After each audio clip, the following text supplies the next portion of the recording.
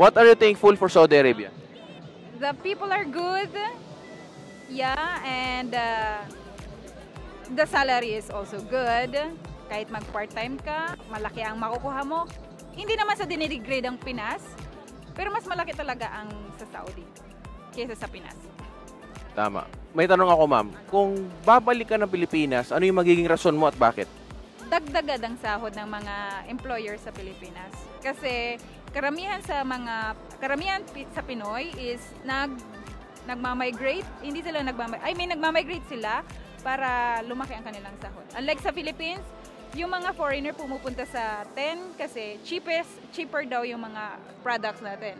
Pero tayo namamahalan, mas cheap pa sa ibang bansa. Ang kagandahan lang sa Pilipinas is maganda ang Pilipinas in terms of tourist spots and tourist spots and the people.